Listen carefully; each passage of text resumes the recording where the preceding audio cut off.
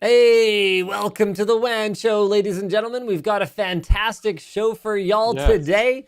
Got some great topics to talk about. Discord is apparently in talks with Microsoft to be acquired for $10 billion. In other news, Intel is apparently returning to the TikTok model. That is to say that they are going to create CPUs by dancing about them. No, it's a different sort of TikTok. We'll get you all the deets about that later. What else we got, Luke? The semiconductor shortage has reached a crisis point, which, I mean... That means it's hard to run. Good. And Acer was hit with a $50 million ransom. Get it? It's hard to run because you have no computer. Oh. Hey, all right. We're going to roll that intro.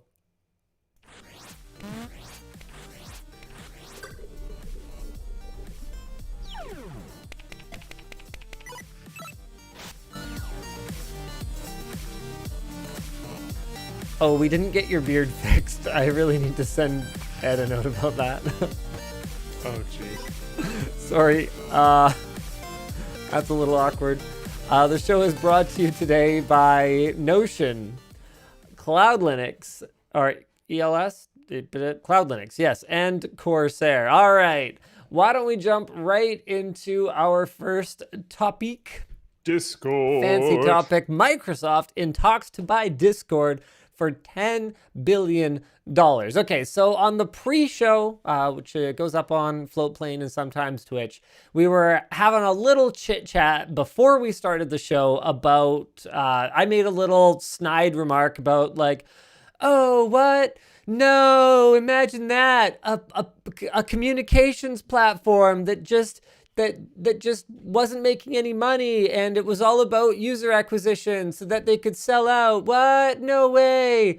And some viewers were saying that, hey, well, hold on a second.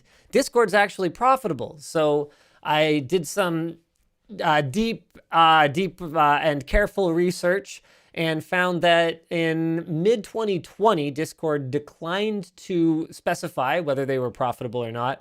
And anecdotal evidence would seem to suggest that, no, Discord is probably not profitable. Luke, what can you tell me about the costs associated with developing, an app and media streaming platform, and how much Discord charges for their service? Do you like, what can you tell me about how well those things probably match up? So some props that I will give Discord.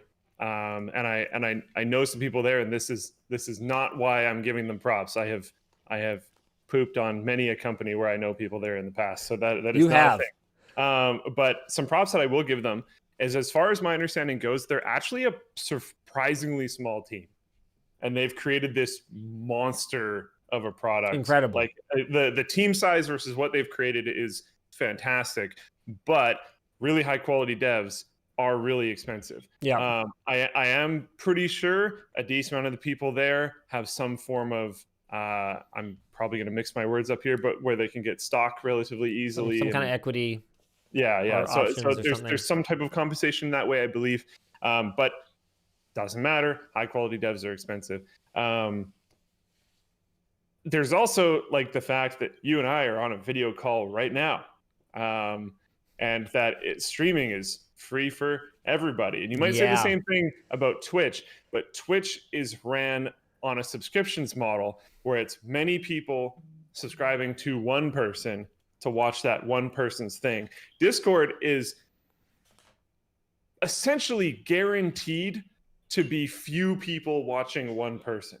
Twitch is for most of the people on the platform all the people on the platform that are successful, it's tons of people watching one person. Much easier to cache, all that kind of jazz. So you're like, okay, well, Twitch is subsidized by bits and subscriptions and all this other kind of stuff. And ads, don't forget about ads. And lots of ads. Lots of ads, heavy ads.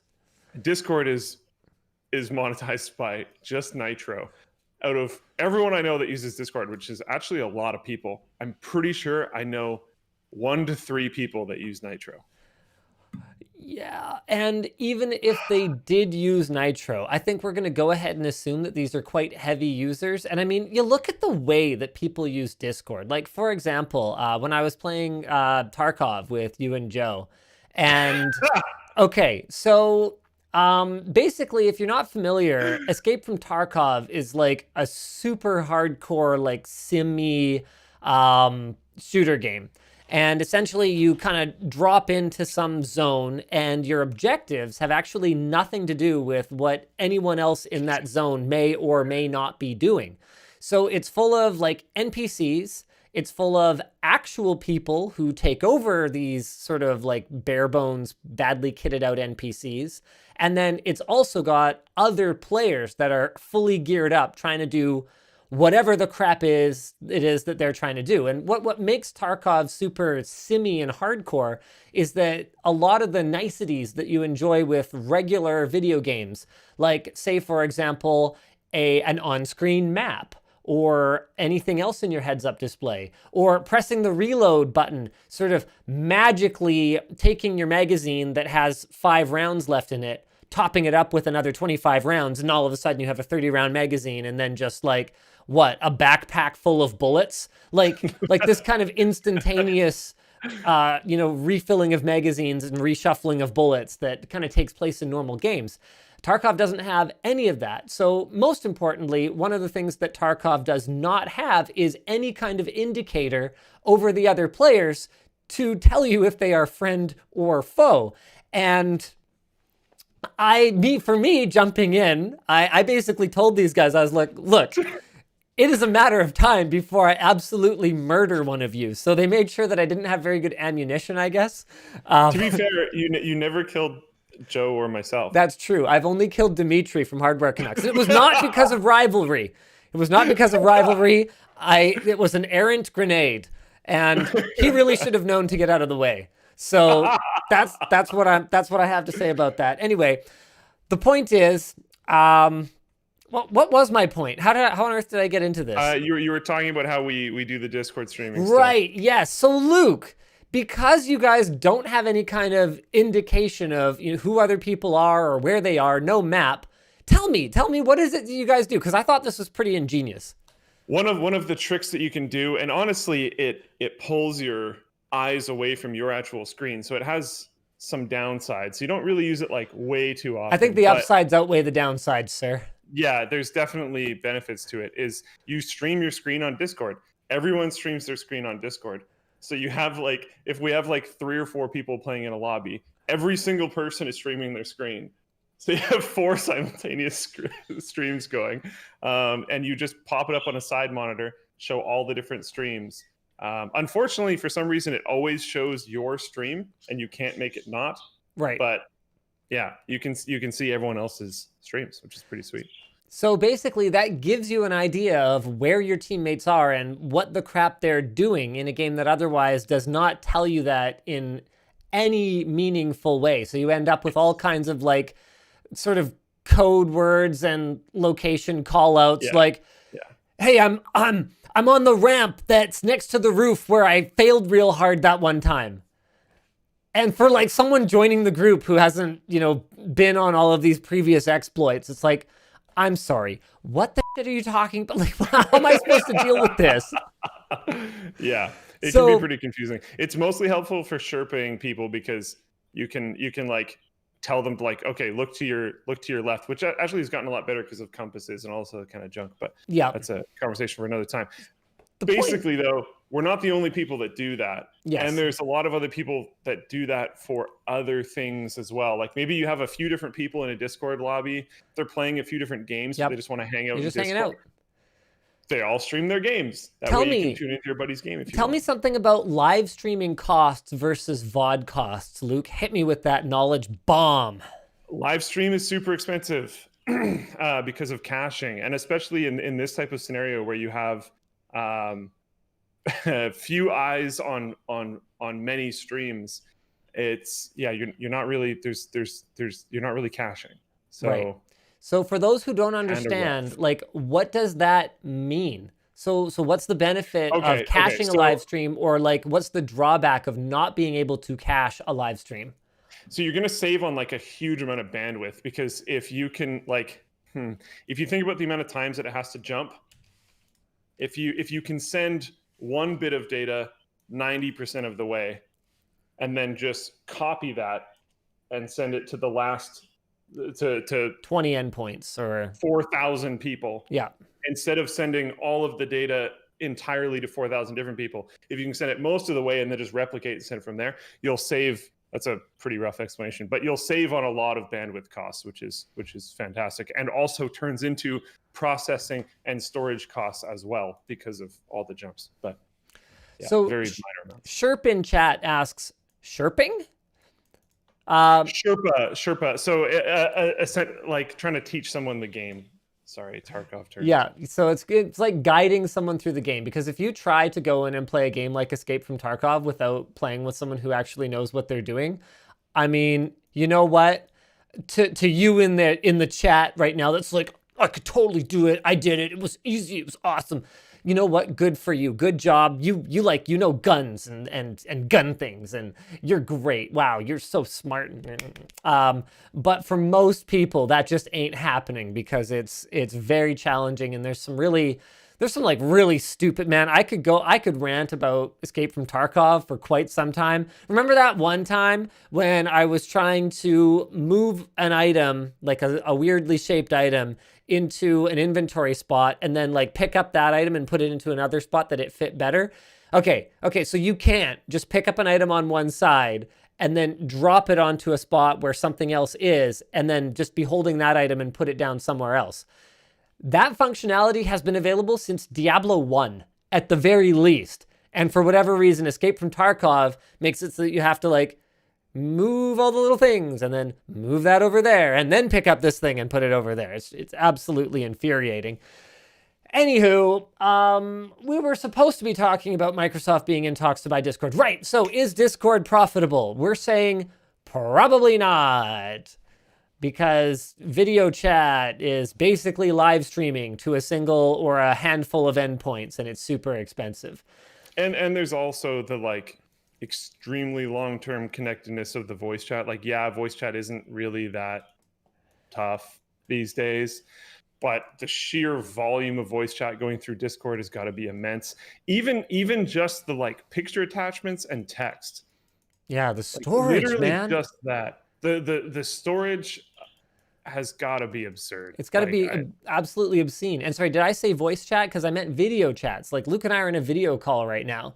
Video chats, voice chats, text chats, live streams. They Everything. do so much stuff. But I mean, the thing about having a lot of users is it kind of at a certain point almost doesn't matter how much it costs to maintain them, as long as you can mercilessly monetize them enough. Now, to my knowledge, Discord doesn't have like a deep strategy for monetizing its users by selling their data and integrating with other platforms. If they do, hey, for all I know, they could actually be profitable. But what I can say almost for certain is that their strategy is not going to be as robust as the one that someone like Microsoft or someone like an Amazon or Google might have. So apparently Discord might lean on a lot of peer-to-peer solutions. I haven't looked into it at all. I would still be very surprised if they were profitable. It just like, yeah, I could be very off on the Nitro numbers, but I think there are very, very few Nitro subscribers compared to what you would expect from something like a Twitch. So some sources have stated that Discord would be more likely to go public rather than entertaining an acquisition, but apparently 10 billion is enough to get Microsoft a seat at the table at least. They have apparently also held discussions with Epic Games and Amazon in the recent past. Epic didn't immediately respond to requests for comment, and Amazon declined to comment though. But with more than 100 million monthly active users, like guys, 100 million, and we're not talking 100 million, signups on the platform ever. We are talking monthly active users. It's absolutely incredible. Discord has completely transformed from like this sort of weird niche gamery chat platform to just, honestly, I can't think of a reason to use anything other than Discord. Other than that, I'm sort of terrified of what's going to happen to my data with Discord, because anything free I sort of find hard to trust. And very few people do. Like I know some of the EVE Online community still uses Mumble. Mumble's awesome. I agree, but a lot of communities that are on things that aren't Discord are only on those things because they were already on those things way in the past, and there's been no real reason for them to move over. It's very hard to justify the hassle of setting up a Mumble server when you can all just jump on Discord. Like, I'll be honest, for my son and like his friends, it is so much easier for me to just be like, yeah, you guys just use Discord. Like, I'm supposed to navigate them all through like entering IP addresses and crap to join a Mumble server. Like, I can't. I'm sorry. Yeah. Now, go ahead. So something interesting that I don't necessarily think is in the doc, it might be, is some of the unique things that Discord has to offer that could be really, really cool for Microsoft. One of the big sticking points for Microsoft right now in its like, we want people to be able to game on multiple platforms thing, is that the Microsoft Store sucks. I don't even really have to add anything on top of that. Actually, I think you made your point. But the Microsoft Store just sucks. It's terrible. Nobody likes using it. It like sentiment around it online is atrocious, etc. Discord has a games store built into it. Right. That could actually be like pretty huge and could help them a lot. Even if it's just trying to shift sentiment. Even if it's the same stupid broken store, if they make like some improvements and then also have it on Discord, they could really fix a lot of that sentiment and get a lot more people interested in getting games through the store. Maybe if the new Bethesda games that also launch through the Microsoft Discord store or something like that, I think that could be pretty huge. Yep. Another thing that Discord could potentially do is be like a gamer-centric communication hub that they build into Xbox. I mean, definitely. As they continue to move towards, like you said, this cross-platform kind of future, it's clear that okay, you know what? It's not clear. I don't know what Microsoft is doing or has done. Like, I don't know what kind of specific learning disability they have that makes it hard for them to build a communication platform that just kind of works in every way.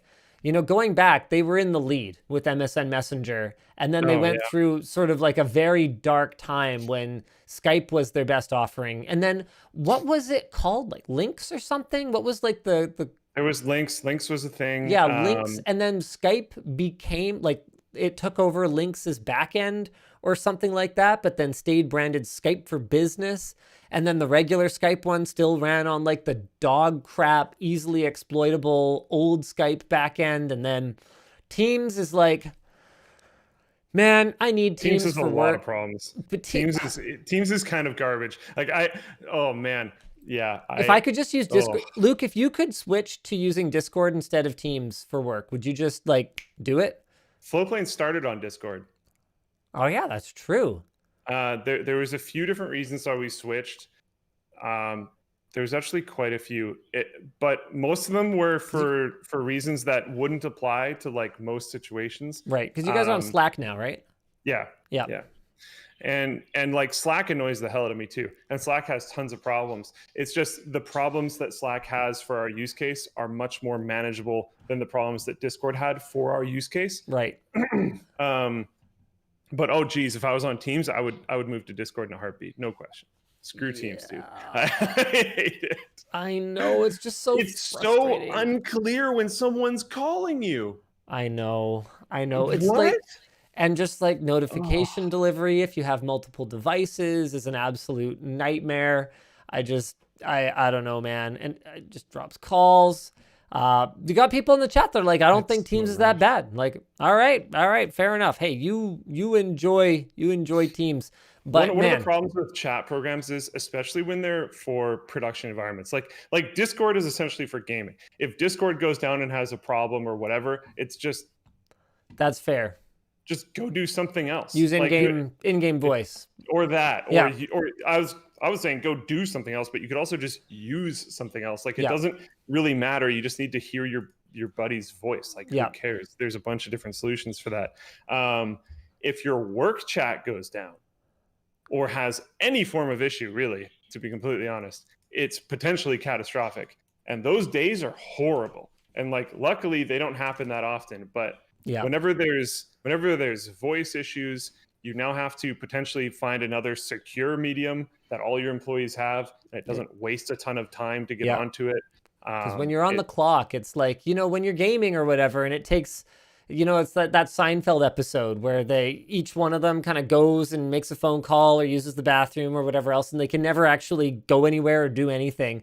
You know, when you're gaming, it's like, fine. It's like, oh, well, you know what? Luke's not back from giving his bird a bath or whatever micromanaging thing he's doing with his budgie. You know what? Let's just play around without him.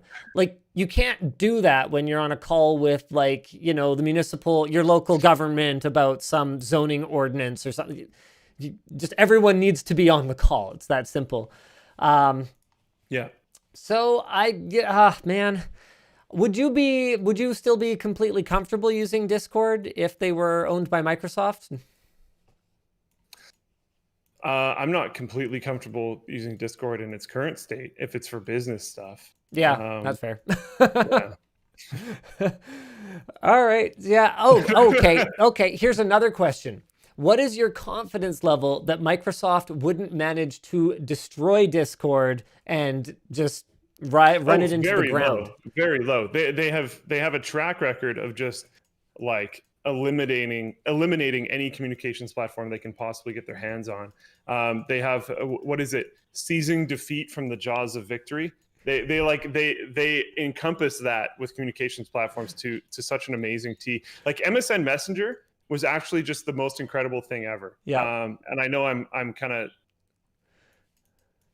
preaching to the preacher on this one, because Linus and I both love MSN Messenger. We did. They had the world with MSN Messenger. Like, they did, and then they just let it go. And like, that was actually the most confusing thing in tech. And like, your MSN profile page, which was like personalizable and like basically was the precursor to what would have been like a Facebook now, was just like this like bolted on add-on to MSN Messenger that absolutely had the potential to be people's like social media hub. It wasn't really there yet. No. But like, if they didn't get rid of MSN and they didn't get rid of the MSN profiles thing, they would have just killed. Someone said, what about ICQ? What about whatever? Yeah, there was a bunch of other ones. MSN was the king, and MSN was going to win. Yeah. Like, it's just not even close. Yeah. Like the Gen, what are we? Millennial? What is that? X, Y, Y? Gen Y. The Gen Y cohort was not interested in anything that wasn't MSN Messenger. Like, ICQ was more like your Gen Xers, and they were switching. They were converting. ICQ was dying like long before MSN got replaced. Anyway, good luck, Microsoft. Please don't ruin it. I don't think they're going to get it. You don't think they're going to get it? My hot take on this is Discord is only tabling this to potentially increase their public offering value. Oh, wow. That is spicy. You're probably right. You know, I wish that I could invest in like initial public offerings and stuff, not because I think Discord has an amazing potential to make money, quite frankly, but just because every single tech IPO over the last couple of years has gone absolutely bonkers right after the opening bell. Like, and guys, I am not a financial advisor. No. This is all the ignorant ramblings of a smooth-brained ape. But sometimes I do look at these kinds of things, like the Roblox one. I'm just like, well, yeah, you know, it's a gaming tech IPO, and what did it go up like 75% or something in the first day? It's ridiculous. It's insane. So, I mean, if they go IPO, I would be surprised if they don't enjoy at least a degree of short-term success. Speaking of a degree of short-term success, Intel is planning for long-term success here. I am so excited about everything that Pat Gelsinger is announcing for the company. I think the stock has actually slipped a little bit since after this announcement because investors don't care about the long term, but this is the kind of long-term thinking that we need. So some of it seems a little optimistic, starting with that Intel will be returning to the TikTok product development cycle that was their bread and butter back in the day.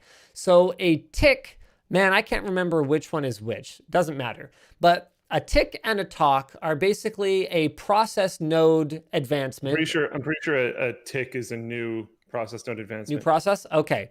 And then a talk then would be an architecture change. And the reason that you tick and then you talk is that if you try to do both at the same time, then you just dance. Okay, sorry. It's that if you try to do both at the same time, it's extremely risky. Every time you shrink your transistors, shrink your lithography, every time you shrink the CPU, what you risk is like, oh no, there's like an electron migration, quantum tunneling crap that we didn't see coming from our previous nonsense. We got to solve all these problems now. Oh no, and every time you change your architecture, of course, you're reconfiguring the way that your entire CPU works. Of course, there's a lot of problems that you're going to need to solve. So the idea behind TikTok is that you are only tackling one set of those problems at a time, and it gives you smaller gains overall with your new CPU, but it gives you hopefully a predictable amount of hassle with each new refresh. So just to be super clear, a tick is a new fabrication process and a talk is a new microarchitecture, as I believe we just said. I just verified it to make sure. Yep, looks like we've got it right here. So I think it's pretty optimistic. With that said, I mean, you know what? I say, hey, I don't know if you guys are going to pull this off, but the reality of it is, like, TSMC has been rolling new process nodes just about on a yearly basis, while Intel has been absolutely stuck. I mean, no matter, even if they don't quite manage like a yearly TikTok cadence, it's got to be better than what they're doing now, because like we're currently on this cycle, okay? So remember, a tick is process and a talk is architecture. So 5th gen Broadwell was process, all right, on 14 nanometer. Then we had 6th gen Skylake, that was a new architecture. Then we had 7th gen KB Lake, which was optimization. 8th gen Coffee Lake, which was more optimization.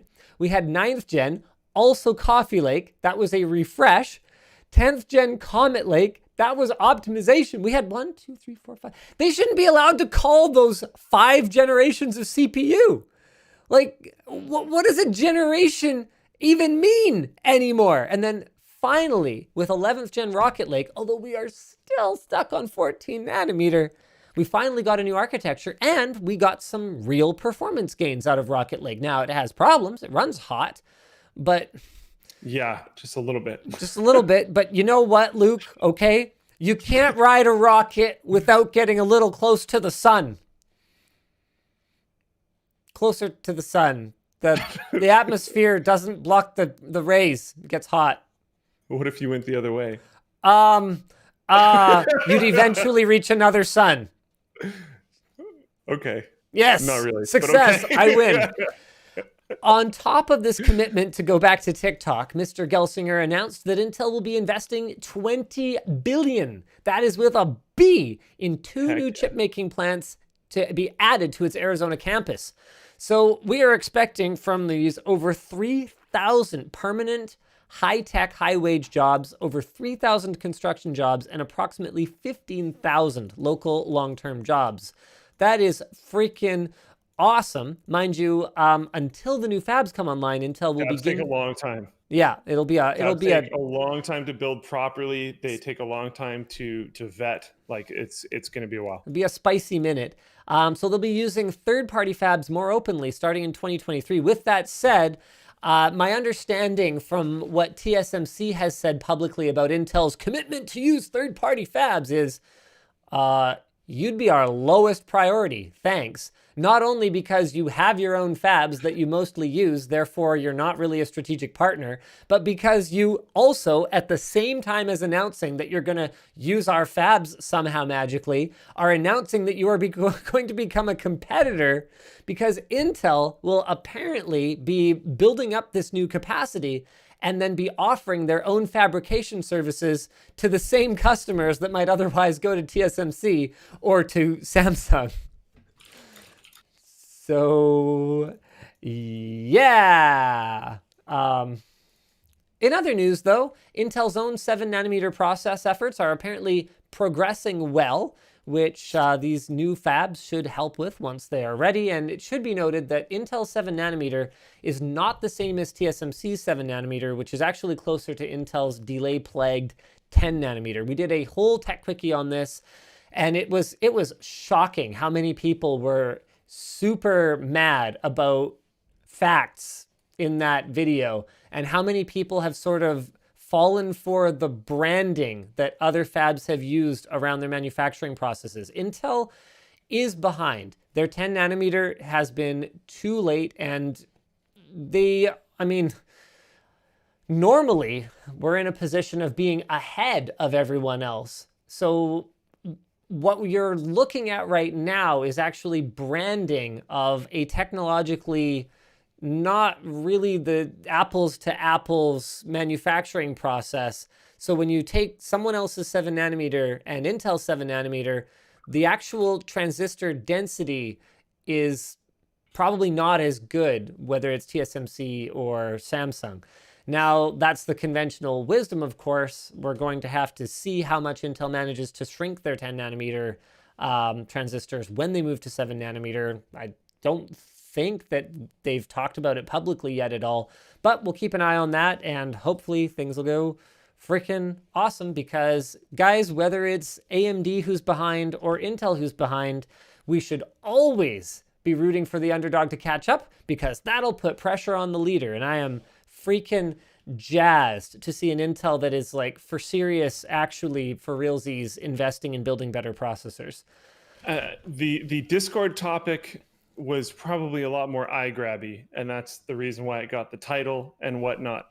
This topic is very deeply exciting, though. Yeah. This is good. We've seen Intel sit on their laurels for a long time, and we've been complaining about it for a long time. So it's probably the right thing for us to do to give them props for not sitting on their laurels. And this seems like that, so I am stoked. This is fantastic.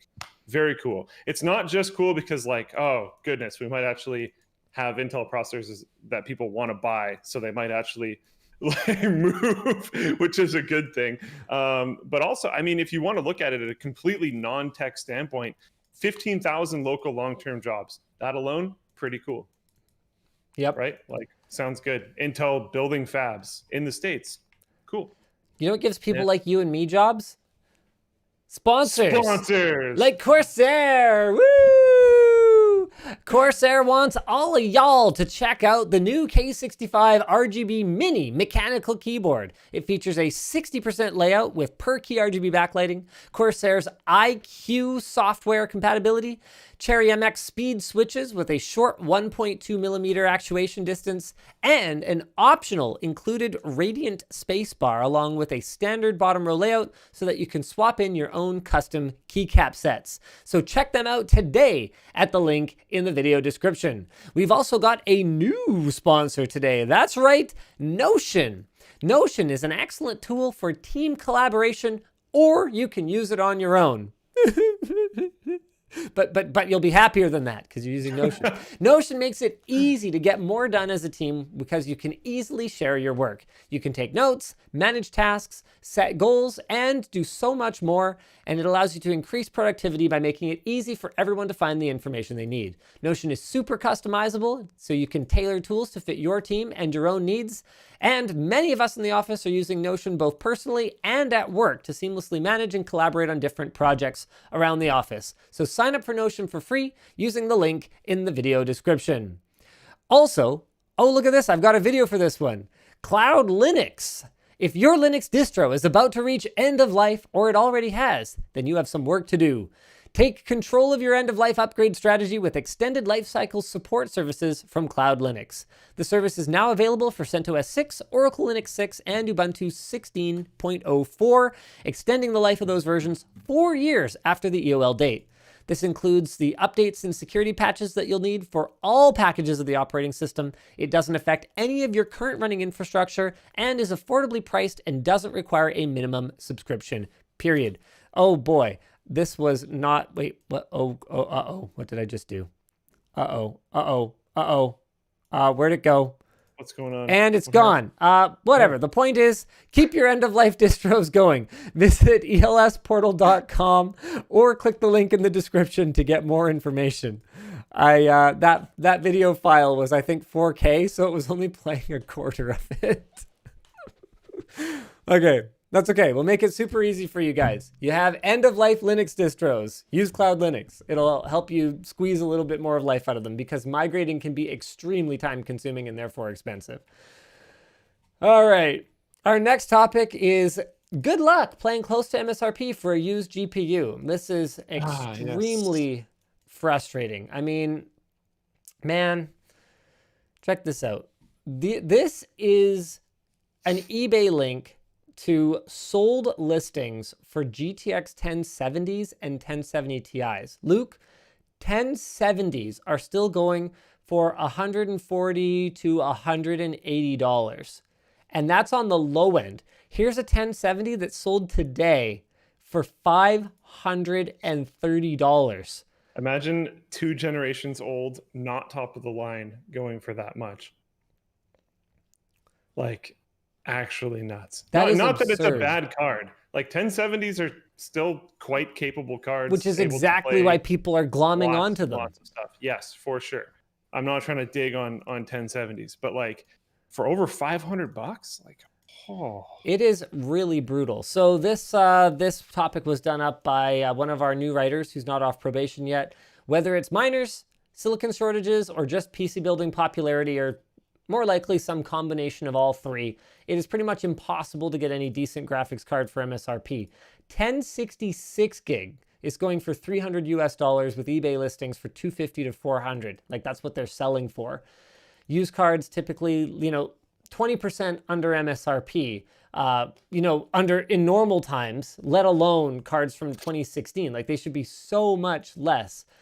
And if you want something in the 20 or 30 series, good luck finding them for less than nearly double MSRP. So the reason Nicholas has been researching this is because he's actually working on a video that we're going to be doing where we are going to buy cards at scalper prices, and then we are going to make them available to verified actual gamers at MSRP. So we're going a step farther, Luke. We're going beyond. Okay, so I know it started. Okay, verified actual gamer program started with us buying cards from manufacturers, but we're stepping it up. We are actually going to go find cards that accidentally, or maybe on purpose, got into the hands of scalpers, and we're going to get them back to gamers. Now, wow. I can't promise that we're going to do too many of them that way because it really is a lot more cost effective for me to just buy them from manufacturers. Yeah. But there's also some feedback already coming in from people saying to not fund the scalpers. Well, what do you guys want me to do? Do you want gamers to have them at MSRP or not? I think that's the question. I think they just want more cards directly through verified actual gamer program from the manufacturers. But I don't know. Well, we're working on that too. So guys, if you want more cards in the verified actual gamer program, what you have to do is you have to make your voice heard. You've got to let GPU makers know. You've got to let guys like Asus and EVGA, Gigabyte, MSI, you've got to let these guys know. Zotac, hey, we want to see you guys support the verified actual gamer program because we trust Linus Tech Tips to actually deliver these things into the hands of gamers, and we don't trust whoever else it is. Because honestly, I can tell you now, if your trust is shaken in the traditional supply chain, I share your sentiment.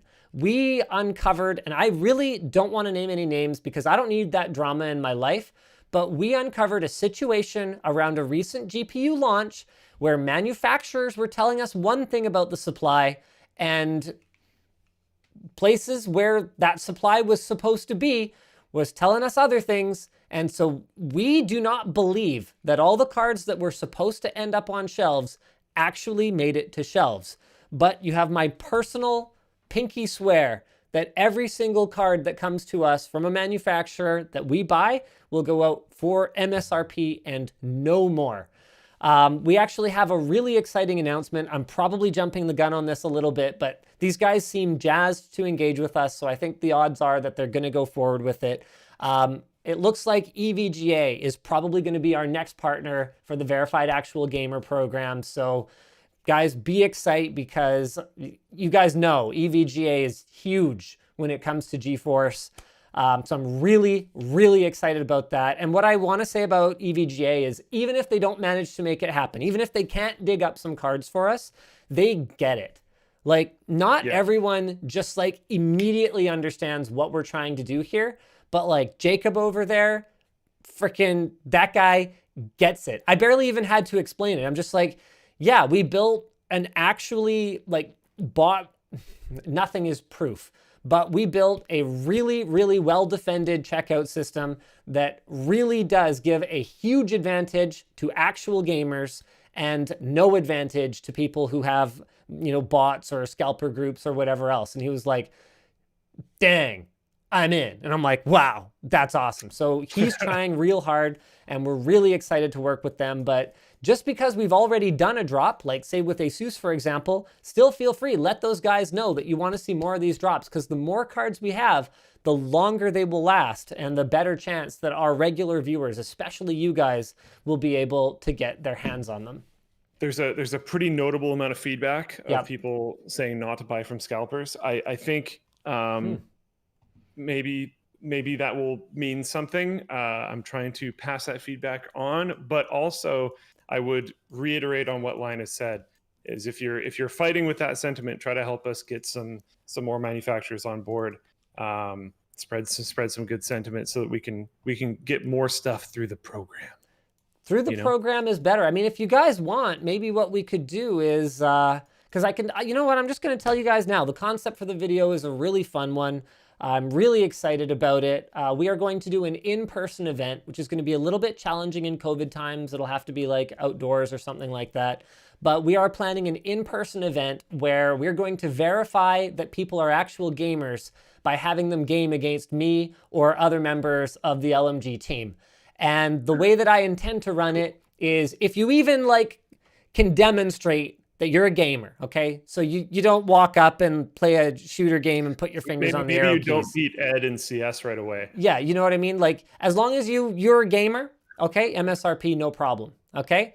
But if you start winning, well, hey, now the price might go down. Oh. Yeah. So we're going to have some real fun with that event. So the intention was actually for us to buy the scalper GPUs and then sell them at MSRP, or even for less, depending on how gamer you were. But what we could also do is we could just take some from the EVGA drop, and we could use those to support the in-person event if you guys really don't want to see that. Should we take a poll? Should we get a poll? Yeah, we could get a straw poll going. I mean, because it could be the loud few, right? I could be taking the wrong sentiment from the crowd right now. Maybe people are totally down with pulling from scalpers. Yeah. Do you want me to make it? Sorry, I got it already. I got it. Okay. Okay, I've created the poll, and I'm going to go ahead. I'm going to drop that in Floatplane chat first here real quick. Okay, Floatplane chat, you guys are ready to go? And I mentioned a shooter. I said Counter-Strike, but I don't believe the idea was exclusively shooters. Right after I said Counter-Strike, a bunch of people in the chat were like, oh, what if I don't play shooters? Yeah. So my intention would be to offer people a few different options, and my intention would also be to make it extremely challenging. So the kinds of games that I was going to offer people the opportunity to beat me at would be things like Halo 1, cool. Beat Saber, and I think there was something else that I had in mind. Probably something like Super Mario World 3, the like battle thing. So these are Nice. all things that I'm like legitimately actually fairly good at. So Yeah. we got people saying Beat Saber, let's go. You know what? Good luck. It's Linus possible. is actually really good. It's possible you're better than me. It is unlikely. I legit have hundreds of hours in Beat Saber. And just as a reminder, he didn't say that you had to win. You just had to prove that you're a gamer. That's right. Exactly. Those are different things. Well, it looks like the community has kind of spoken here. Should we liberate scalped GPUs? 71% of you say no. Man, I would have thought people would have been jazzed about this. Here I am trying to like, I mean, it goes to show you, maybe I just don't even know what I'm doing and I should quit. Because here I am, I'm making gold Xbox controllers and nobody gives a shit. I'm like, hey, let's like use my own money to buy scalped GPUs and like make them available to the community for less than MSRP. Woo, go Linus. And it's like, no, Linus, don't do that. I hate it. I hate it. I think the idea here is you're to take Robin Hood's kind of thing. Sure. You're buying from the rich to give to the poor.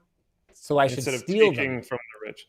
And a way to maybe, but a way to sort of maybe do that is to acquire more GPUs directly from manufacturers, so they don't filter their way through shady back channels directly to scalpers or to miners or whatever. Okay. So if you can get them and hand them directly, you're bypassing all of the bad. Okay. I mean, that is fair.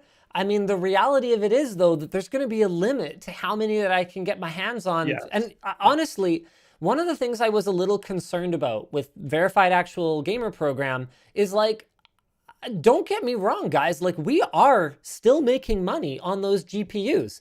And I'm legitimately not, it's not good for me to sell them below the MSRP, because what that does is it undermines the hardworking people who are trying to make a living selling computer hardware, like computer stores, you know, like that's actually when they're doing it legitimately.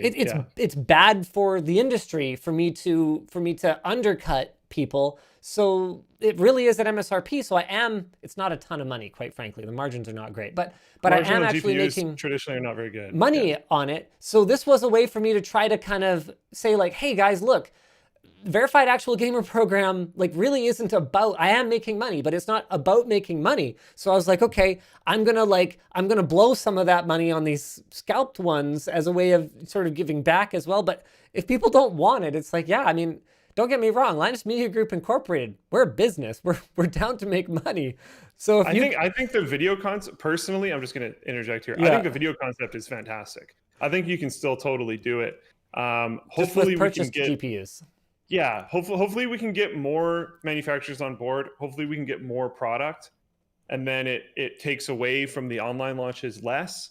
And then you can still do the video concept, because that's a really, I mean, I would watch that. That sounds cool. Yeah, I'm excited. Battle Royale for being able to have gaming. It's kind of brutal, but really cool at the same time. That's something that like, if I was currently in the market for a GPU and I was struggling to get one, and I heard this event was going on, I'd be there in a heartbeat. I know, because like at the very least, you literally already said you don't have to win. You just get a better deal if you do win. There's no way I'm going to show up to an event and not appear like a gamer. You know what I mean? And that's probably true for a lot of people in the audience. Like, yeah, you might not beat Linus in Beat Saber, but if you can show that you know kind of what you're doing with a VR headset, you understand how stuff works, and you understand basic gaming flow and stuff like that, you'll just appear like a gamer. Or even if you just demonstrate that you've like played a rhythm game before, you know what's up. Yeah. You know what you're supposed to, some block is flying at you and you get it. Like that's, you understand what you're supposed to do at the very least. So yeah, you know what, guys, if you want to see more cards in the Verified Actual Gamer Program, apparently me personally buying them from scalpers is not the answer. So, you know, in that case, we need more cards from manufacturers. I just want to take a moment to shout out the guys that have supported the Verified Actual Gamer Program so far. Asus was in first. MSI was shortly behind. Like they were right into it. So credit to both of those guys because guys, this is a really unconventional thing and it's very disruptive to the regular supply chain. So those guys went out on a limb to support this program, and massive props to AMD as well. AMD, I think, is the one so far that has gone way above and beyond in terms of their support. When we have our AMD drops, expect to see some serious stock of Ryzen 5900X and of Radeon 6800 XTs. Like, we are really, really excited about those drops. So those guys were in first. And then it's actually, I don't want that to take anything away from EVGA. I didn't approach EVGA yet until like 2 days ago, because we wanted to see I mean, honestly, even having 3 partners lined up before we did a single drop, no offense, Luke, but I was terrified. Oh yeah, no, so was I. It's fine. Because if for whatever reason the technology didn't work, we were gonna look like complete assholes, right?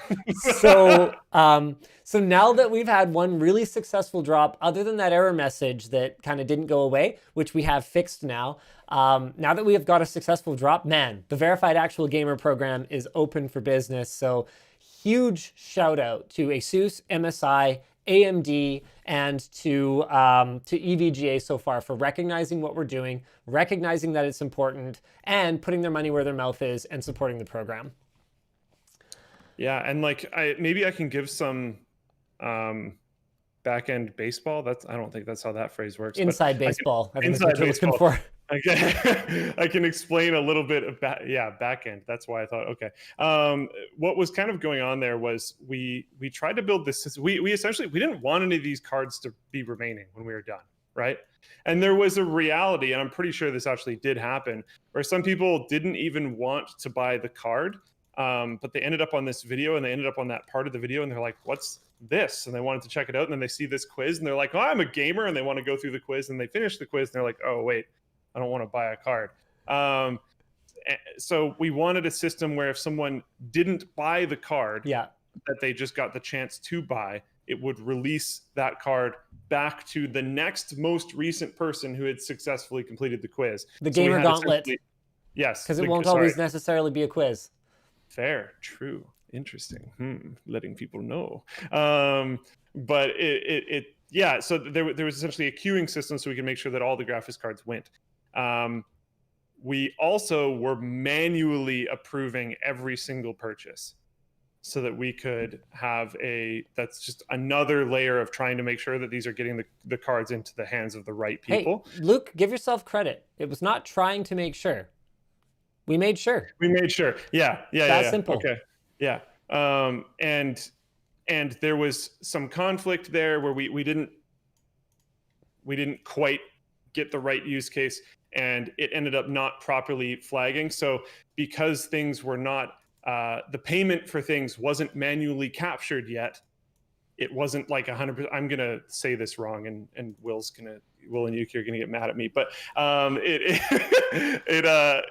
because it wasn't manually captured yet, the inventory wasn't processed in the way that we were kind of expecting. Yeah. So it was sitting there waiting and verifying your quiz and not telling you that you were waiting in queue, but you were either waiting in queue or there was also no inventory left. The good Most news, people that got to that screen, there was no inventory left. But the good news is that the queuing system worked properly. It was just it was just the communication around the queuing system that did not work properly, because the back end has 3 states for inventory: in stock, not in stock, and maybe in stock. Yeah. And what we didn't account for was that maybe maybe no man's land, and how we were manually verifying the orders on the back end and how that would interact, so it wasn't giving the error message correctly. So we're learning a lot. Like, guys, you know what? I mean, there's websites dedicated to doing these kinds of drops of limited edition items that have been around for years and years. And we're just kind of jumping into it because we felt like we had to. Someone said, so I did bleep up reloading from that verifying. No, actually, you were fine. This was the thing. It all actually worked. It just didn't appear proper for like a few different reasons. But if you refreshed and then it was like, oh, there's none left, there was none left. And you needed to refresh for the site to tell you that properly. Yeah. But that was the actual result. That is what you got. It just, it required a refresh to like update you properly. Yeah. In other LTT store news, if you go to lttstore.com/products/LTX pins, do you remember those pins that we did for LTX 2019?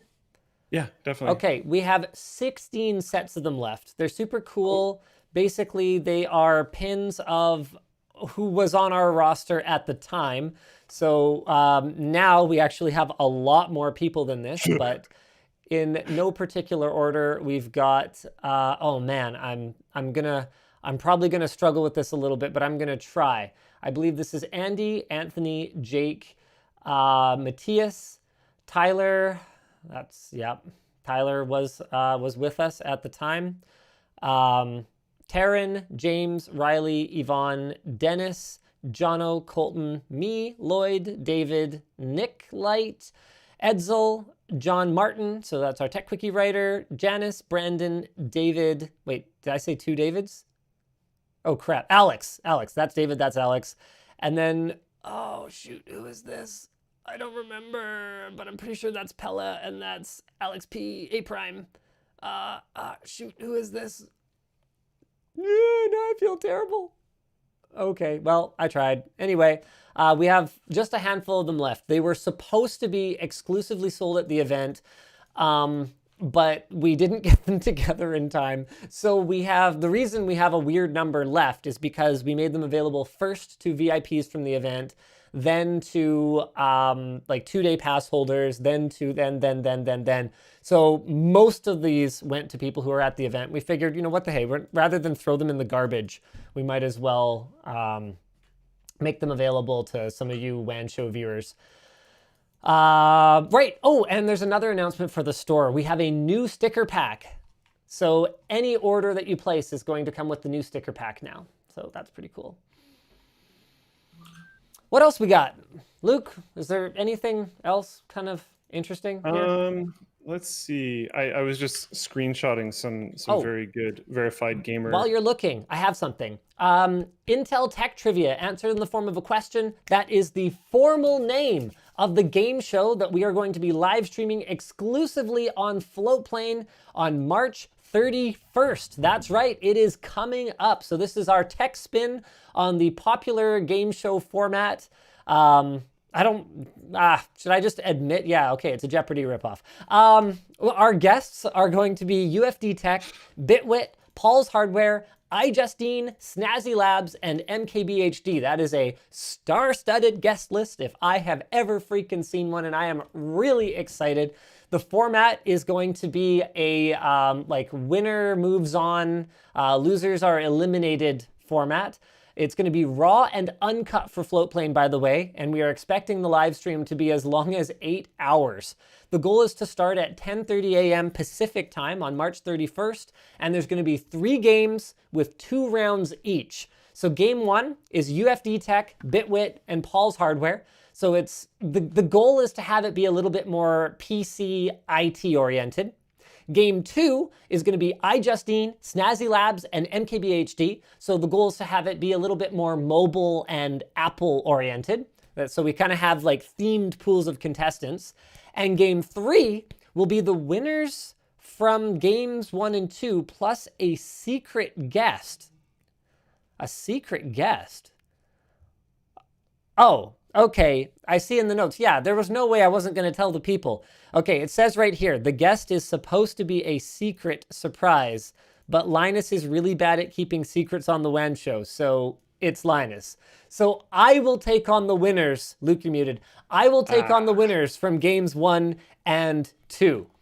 If you don't catch it live on Floatplane, it will be edited and released to YouTube sometime in April, the exact date TBD, but these kinds of live events can take a long time to edit down for YouTube. So what I was going to say is if someone wants to add something to the doc in the future that they don't want Linus to spoil, for one, don't put it in the doc.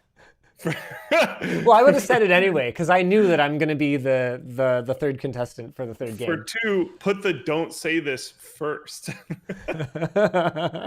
Probably a good idea. Oh, so someone came up with a pretty interesting idea for that video, by the way, where they'd have to bring their old GPUs. And then you would take their old GPUs for them and potentially flip them. Sorry, what? Yeah, maybe if someone's GPU is old enough, that's kind of useless. But the comment was essentially saying like, oh, if someone wanted like a 3080, they could bring in their current like 1060. Like a trade-in program. Yeah, and get like a discount on the already MSRP priced graphics card. And then you guys could then flip those old graphics cards at a reasonable price. Oh man, that sounds like an accounting nightmare. I'm so sorry. It sounded really cool when it was in text, and then right when I said it out loud, I was like, "Oh, there's a lot of problems with this." Yeah, I'm sorry, I can't do it. By the way, sticker packs are apparently going to start shipping out early next week. They are apparently not in the warehouse just yet, so that's really good for you guys to know right now. Okay, I honestly don't really see anything else that looks like a big important topic. So I think we're just going to do a few super chats and call it good for the day, you guys. Yeah, guys? Yeah, I think I mentioned the semiconductor crisis point thing, and I think I mentioned the Acer hit with a $50 million ransom if we want to try to fire through those. Oh, this is really frustrating. My super chats are not under the viewer activity tab. So there's one that's like $50 that's not even in there. Steve Figueroa says, for my cartoon aficionado. Oh, thanks, Steve. And one from Brandon McKelvey, first super chat ever. I've watched you guys for years. When was the first verified actual gamer drop? It was this Tuesday? This Tuesday. And we pulled it out of the video after because we didn't want people to be confused for years to come by this like dead link to the store, because obviously we were only able to keep them in stock for about 20-25 minutes. So yeah, I'm so sorry guys, but I don't have the super chats. If you guys can still recall them, maybe just recall them, and hopefully you can get a refund on them, because I don't have any way of reading them, you guys. I'm sorry. QWERTY asks, will Floatplane get an uncut VOD of the tech trivia answered in the form of a question? I don't see why not. Yeah, let's do it. So if you guys are into that, make sure you get subscribed over on Floatplane. Tiki asks, what's the site for Verified Actual Gamer Program and how do we enter? You need to make sure that you are watching Linus Tech Tips videos. Get that bell rung. Make sure you are watching the videos as soon as possible. If you're in the Discord, there is a Discord bot that will notify you when a video goes live, for example. That's a good way to make sure. So here's a question. Do you even want to tell people, if we have a bunch of Verified Actual Gamer drops lined up? Yeah. Do you even want to tell people when they're coming? No. Yeah, I didn't think so. Because, I mean, for me, like, part of the Verified Actual Gamer program is that this is me taking care of my own. Like, if you are one of those dedicated viewers that is right there on that bell notification and watching the videos right when they drop, then I want you to have the best possible chance to get a GPU. It's that simple. Yeah, I mean, sorry. Makes sense though, yeah. Yep. So make sure you guys are watching the videos. Make sure you're watching the whole thing, because we've got some pretty fun ideas for how to make it harder to cheat and harder to just kind of jump right to the page without actually watching the video. So it's going to be fun. Anthony asks me, what about people working / at school during the drop? There's not a ton that we can do about that, but we will consider doing some of them at different times of day, because it's more than just working and at school. There's also different time zones to consider. So I would be quite surprised if we don't see some of them happen with videos that are not at our normal time. All right. All right. Thanks, Saturn Tubes. An autograph on the GPU or something. Ooh, yeah, it's really hard for us to manage. It's enough that we're just kind of like bringing these things in and getting them out in a timely manner. There was that, maybe not for this, but there was that idea that you came up with.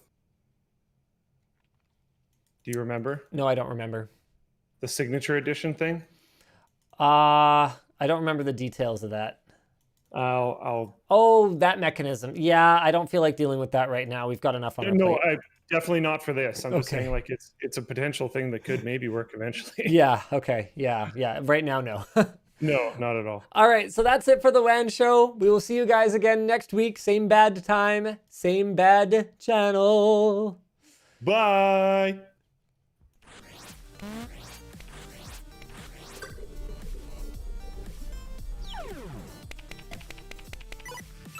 Let me know when we're offline. I will. I remember it now, though. Yeah, no, not that. This is an idea someone posted in chat that I actually adore. And I think we are cut on YouTube.